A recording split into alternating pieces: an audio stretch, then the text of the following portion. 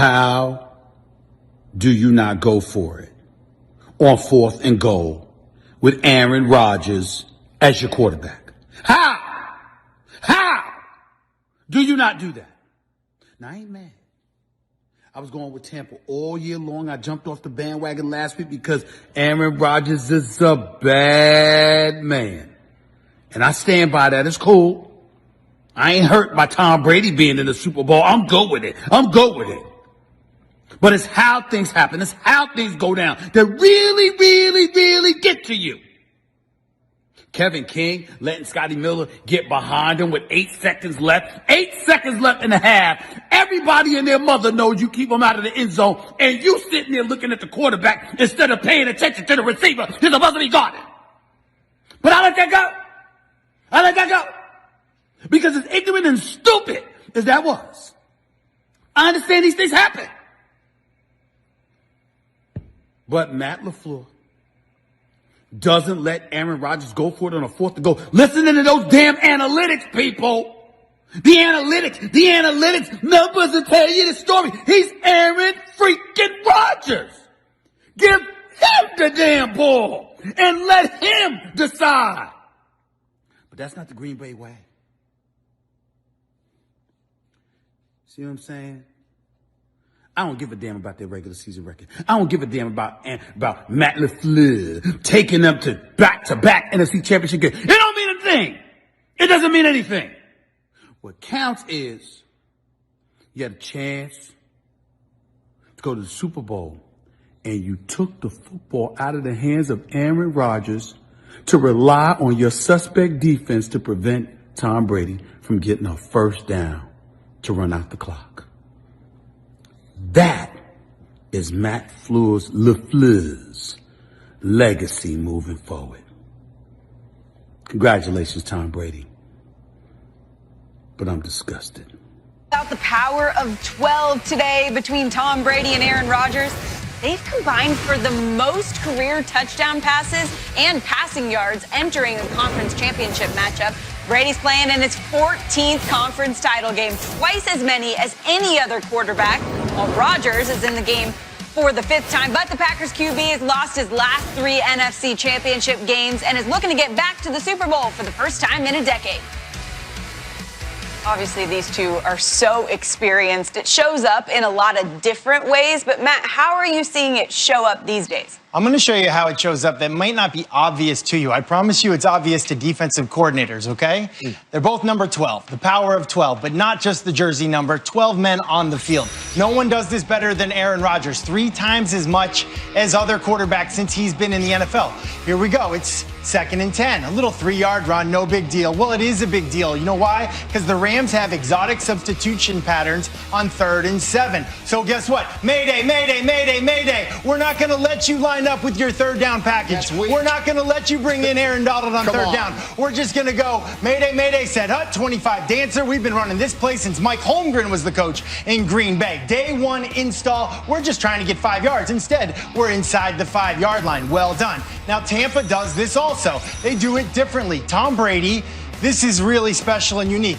Gronk catches the ball, 18-yard catch. Who was covering him? 24. Remember that number. These 3 guys are on Tampa's sideline. The field is 53 1/3 yard long. So now, substitution. There's long 24. Way to go. You better get going. What are we doing on offense? Mayday, mayday, mayday, said Hut. Man. 96 is not off the field. That's 12 men. We did our job. Look at Brady. 5 yards. Thank you very much. Good job. Well, guess what? It's not 5 yards. It's 25 yards. That's Rojo. So Green Bay, that was 30 yards in 2 plays. This is 45 yards in 2 plays. Not going to show up in the box score. You're not going to get credit on your QBR for it. But this is next level quarterbacking, and part of the reason that these guys are so impressive, and I have so much respect for how they play the game. Next level. That's just a trick. Is 12 what that men is. on the field. It's not concepts, but it's tricks. Okay, well, we got to defend with that defensively, and how we do that is get after the passer. And on the Green Bay defensive line, there are 3 guys to look for in this situation, and it's Clark, it's Smith, and it's Gary. Right here, there's a Darius Smith beating the guard coming over. Let's rewind it. I'll take you over to Kenny Clark. He beats his double team right here, tosses the guard.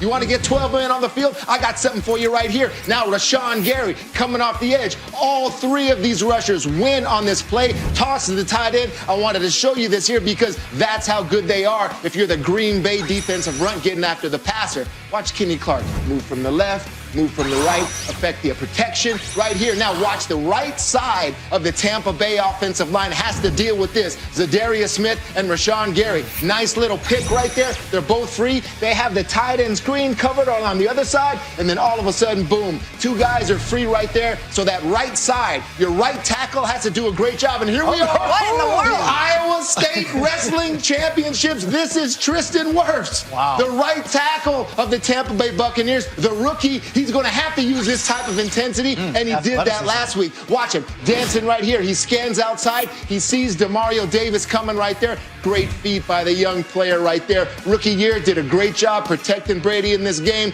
keeping him clean. And if you're one-on-one, there's Cam Jordan, one of the best of the business. Watch him drop his weight, lock it out. This type of play right there.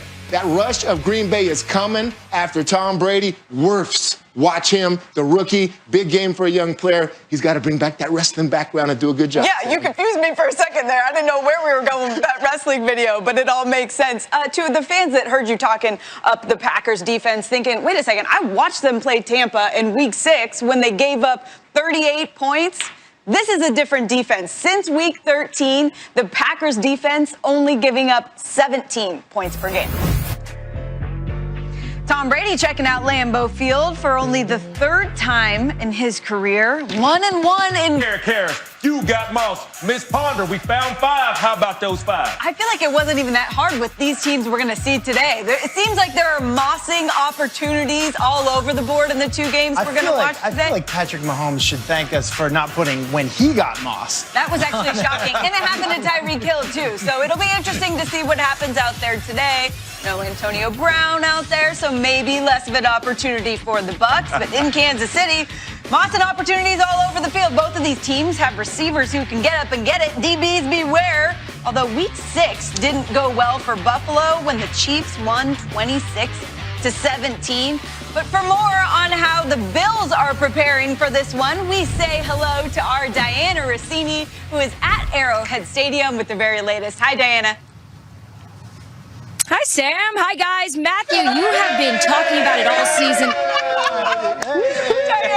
Diana, you guys are actually finally responding. Thank you for saying hello. I went an entire season and no one ever said hello back. You guys are like my family on group text. You don't respond to me ever. So it's nice to hear all your voices. I love you guys. Matthew, I listen to you all the time talk about Josh Allen and his stats, how much he's improved this year. But guys, we know we only judge the value of a quarterback based on winning championships. And here's the thing, Josh Allen knows that too. He also knows defensive coordinator Steve Spagnuolo is going to try to confuse him out there using a lot of disguises and late movements pre-snap. All of this is part of that defensive game plan. And we know the Bills offense, they rely on his strong arm. But what the heck happened to the run game? Well, I talked to head coach Sean McDermott about it, and I asked him, are we going to see it today? We'll see. Again, we want to do the best we can to be balanced, but at the same time, stay with what got us here and trust our players. And that's what we do, whether we're running or throwing it. I want to make sure at the end of the day we're trusting our players. We have a lot of confidence in our guys. The approach that you guys had defensively last time you played the Kansas City Chiefs, which is really sort of a pick your poison mentality. You guys went with allowing them to run the ball. When you're taking a look back at that approach, how much is that going to be different for Sunday?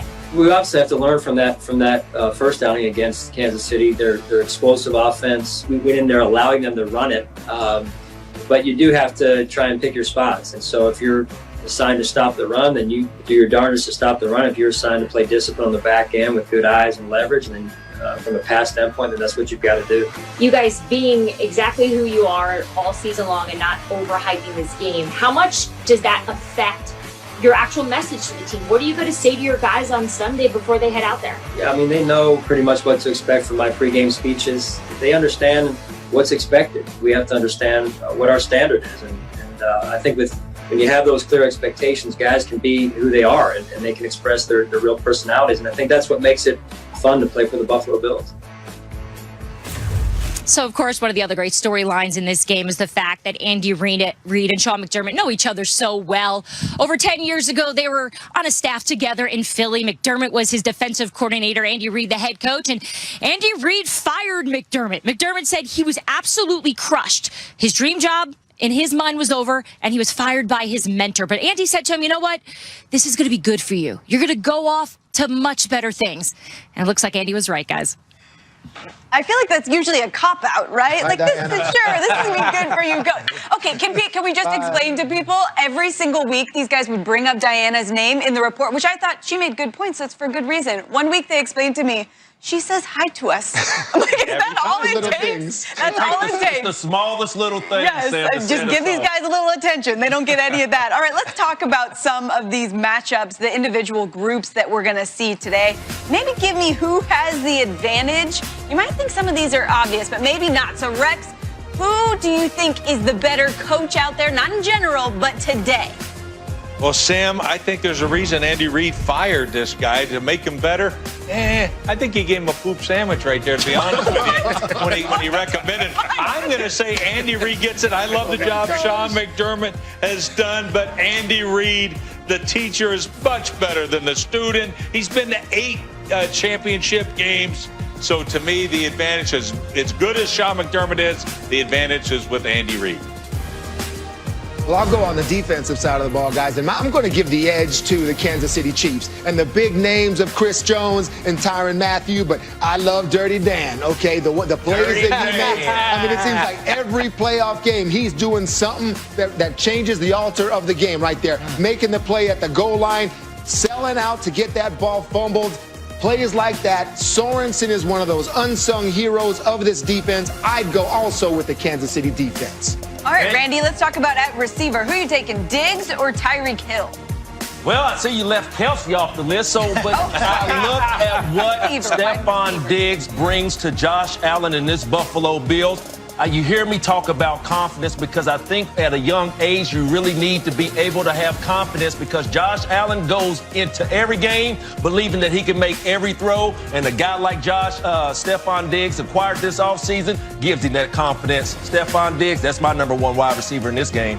This would have been a crazy question last year, but this year, maybe not. Matt, how about Josh Allen or Patrick Mahomes? Listen, this is a little bit of a crazy answer because Patrick Mahomes is as good as they come, but I got to say Josh Allen today on January 24th, he had 8 more total touchdowns than Patrick Mahomes, a higher completion percentage. He's got 10 healthy toes, so I don't have to worry about that. He can run the ball, especially in the low red, like Rex was saying, but in the last 6 games, he's been hotter than anybody. Got a better QBR than Mahomes, a better completion percentage, more touchdown passes, and there's just an intangible that he's bringing right now, and again, healthy. I got to say Josh Allen today. All right, the healthy toes put him over the top. Rex, it is time now for your DraftKings plays of the day. What do you have for us? Sam, I think Alan Lazard that Randy talked about earlier, John Brown has the speed to go deep. I think both those guys find the end zone, but the guy, my pick of the day is Clyde Edwards-Helaire. Last time they met, 161 yards rushing for this young man. I know it's a little risky because, man, we don't know how healthy he really is. But if he's healthy, expect a lot of this again.